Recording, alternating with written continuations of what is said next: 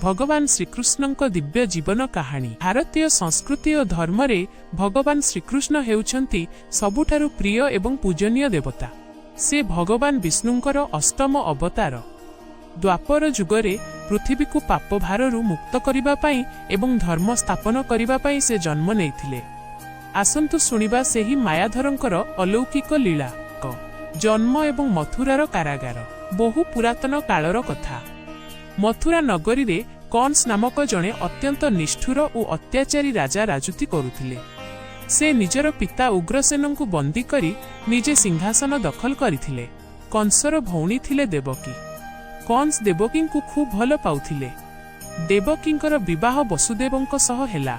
विवाह परे जेतेबेले कंस निज भौणी और भिणई को रथरे बसाई शाशुघर को छाड़िबा को जाउथिले, हठात आकाशरु एक दैववाणी हेला, हे कंस, जेउ भौणी को तू एते आदर रे नहीं जाउछु तार अष्टम संतान ही तोर मृत्युर कारण हेबो। मृत्यु भयरे कंस पागल होईगला। से संगे संगे देवकी और वसुदेव को मथुरार कारागार रे बंदी करिदेला। समयक्रमे देवकींकर गोटिए परे गोटिए 7टी संतान जन्म हेले, किंतु निष्ठुर कंस समस्तंकु हत्या कला। भाद्रव मास कृष्ण पक्ष अष्टमी तिथि। घन घोर वर्षा हेउथाए एवं चारिआडे अंधकार। सेही मध्यरात्रि रे भगवान विष्णु चतुर्भुज रूप धारण करी देवकी और वसुदेवंक आगरे प्रकट हेले एवं कहिले जे से एबे शिशु रूप धारण करिवे।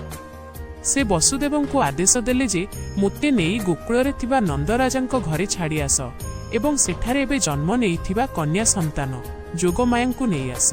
भगवानଙ୍କ मायारे कारागारर समस्त द्वार आपे आपे खोलीगला एवं प्रहरी माने सोई पड़िले। वसुदेव बालक कृष्णंकु एक टोकेईरे रखी मुंडरे मुंडाई जमुना नदी पार हेबाकु बाहरिले। प्रबल वर्षा सत्वे शेषनाग निजर फणा विस्तार करी श्रीकृष्णंकु वर्षारु रक्षा कले। वसुदेव गोकुଳରେ पहुंची नंदराजांक घरे कृष्णंकु सुआई देई सेठारु बिजुली कन्यांकु नेई मथुरा फेरी आसिले। गोकुଳରେ बाल्यलीला। सकाळ हेला बेलकु गोकुଳରେ खुशीर लहरी खेलीगला। नंदराजांक घरे पुत्र संतान जन्म होईछि। समस्ते आनंदरे नाचिबाकु लागिले। माता यशोदा निजर कुनी पुओ को देखि विभोर होईगले। एपटे मथुरारे कंस जानिबाकु पाइला जे देवकींकर अष्टम संतान जन्म होईछि। से कारागार को आसी सेही कन्या संतान को मारिबाकु चेष्टा कला, किंतु सेही कन्या हाथरु खसी आकाश को चलीगले एवं देवी रूप धारण करी कहिले, रे मूर्ख कंस, तोते मारिबा बाला गोकुଳରେ बढ़ुछि। कंस भयरे गोकुळ को अनेक राक्षस पठाइला। सर्वप्रथमे पूतना नामनी राक्षसी आसिला। से सुंदरी रूप धारण करी विष मिश्रित क्षीर कृष्ण को पियाइबाकु चेष्टा कला, किंतु बालक कृष्ण क्षीर सहित तार प्राणवायु मध्य शोषि नेले। पूतना विराट रूप धारण करी मृत्युवरण कला। कृष्ण टिके बड़ हेबा परे तांकर दुष्टामी आरंभ हेला। से गोपाल बालक मानक सह मिसी गोपी मानक घरु लहुणी माखन चोरी करी खाउथिले। सेथिपाई तांको नाम माखन चोर हेला। दिने माटी खाउथिबा बेले यशोदा मा पाटी खोलिबाकु कहिबारु कृष्ण निजर छोट पाटी भितरे समग्र ब्रह्मांडर दर्शन कराइथिले। दिने कालिंदी ह्रदरे कालियो नामक एक विषाक्त साप रहुथिला। तार विषरे जमुना पानी विषाक्त होई जाउथिला। कृष्ण सेही ह्रद को डेई पड़िले एवं कालियो नागर फणा उपरे नृत्य करी ताकु परास्त कले। कालियो कृष्णंकर शरणापन्न होई सेठारु चलीगला। गोवर्धन धारण एवं कंस बध। थरे गोकुलवासी इंद्र देवतांक पूजा पाई प्रस्तुति करुथिले। कृष्ण कहिले, आमे इंद्रंकु काहींकी पूजा करिबा? आमे तो गोपाल गोवर्धन पर्वत आमको घास पानी और आश्रय देउछि, तेणु आमे गोवर्धन पर्वत को पूजा करिबा उचित। लोकमाने कृष्णंक कथा मानिले। एथिरे रागी जाई इंद्र प्रबल वर्षा और वज्रपात कराइले। समग्र ब्रजभूमि बुड़ीबाकु लागिला। समस्तंकु रक्षा करिबा पई श्रीकृष्ण निजर कानी आंगुठी रे विशाल गोवर्धन पर्वत को टेकी धरिले। 7 दिन पर्यंत समस्ते सेही पर्वत तले आश्रय नेले। शेषरे इंद्र निजर भूल बुझिपारी कृष्ण को क्षमा मागिले। कृष्ण एबे किशोर अवस्थारे पहुंची सारिथिले। कंस जानिपारिला जे कृष्ण और बलराम वृंदावन रे अछंती। से अक्रूरंकु पठाई धनुଯାତ୍ରା देखिबा बाहानारे दुई भाई को मथुरा डकाइला। मथुरा रे पहुंची कृष्ण प्रथमे कुबलयापीड़ नामक हाथी को मारिले। तापरे मल्लयुद्धरे चाणूर और मुष्टिक भली शक्तिशाली पहलमानंकु बध कले। शेषरे କୃଷ୍ଣ ମଞ୍ଚ ଉପରକୁ ଡେଇଁ କଂସର କେଶ ଧରି ତାକୁ ତଳେ କଚାଡ଼ି ମାରିଦେଲେ। ଏହିପରି ଭାବରେ ମଥୁରାବାସୀ ଅତ୍ୟାଚାରରୁ ମୁକ୍ତ ହେଲେ। କୃଷ୍ଣ କାରାଗାରରୁ ନିଜ ପିତାମାତାଙ୍କୁ ମୁକ୍ତ କଲେ ଏବଂ ଉଗ୍ରସେନଙ୍କୁ ପୁନର୍ବାର ରାଜା କଲେ। ଦ୍ୱାରକାଧୀଶ ଓ ମହାଭାରତ ଯୁଦ୍ଧ।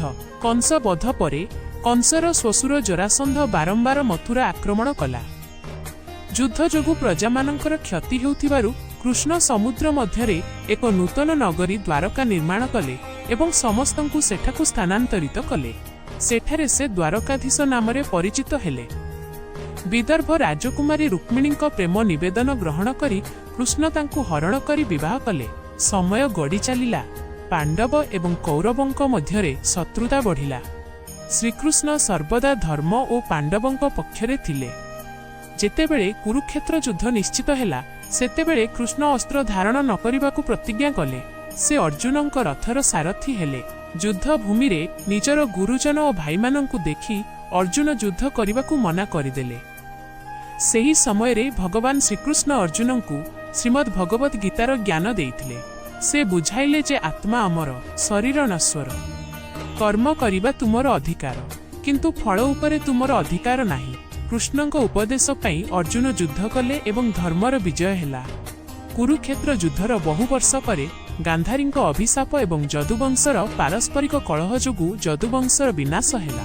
ଶେଷରେ ଭଗବାନ ଶ୍ରୀକୃଷ୍ଣ ଏକ ବୃକ୍ଷ ମୂଳେ ବିଶ୍ରାମ ନେଉଥିବା ବେଳେ ଜରା ନାମକ ଏକ ଶବରର ତୀର ତାଙ୍କ ପାଦରେ ବାଜିଲା। ଏହା ଥିଲା ତାଙ୍କର ଇଚ୍ଛା ମୃତ୍ୟୁ। ଏହାପରେ ଭଗବାନ ସ୍ୱଧାମକୁ ଗମନ କଲେ। ଶିକ୍ଷା। ଶ୍ରୀକୃଷ୍ଣଙ୍କ ଜୀବନ ଆମକୁ ଶିଖାଏ ଯେ ଜୀବନରେ ଯେତେ କଷ୍ଟ ଆସିଲେ ମଧ୍ୟ ହସି ହସି ତାର ସାମ୍ନା କରିବା ଉଚିତ। ଅଧର୍ମ ବିରୁଦ୍ଧରେ ସ୍ୱର ଉତ୍ତୋଳନ କରିବା ଏବଂ ନିଷ୍କାମ କର୍ମ କରିବା ହିଁ ପ୍ରକୃତ ଧର୍ମ। ଜୟ ଶ୍ରୀକୃଷ୍ଣ।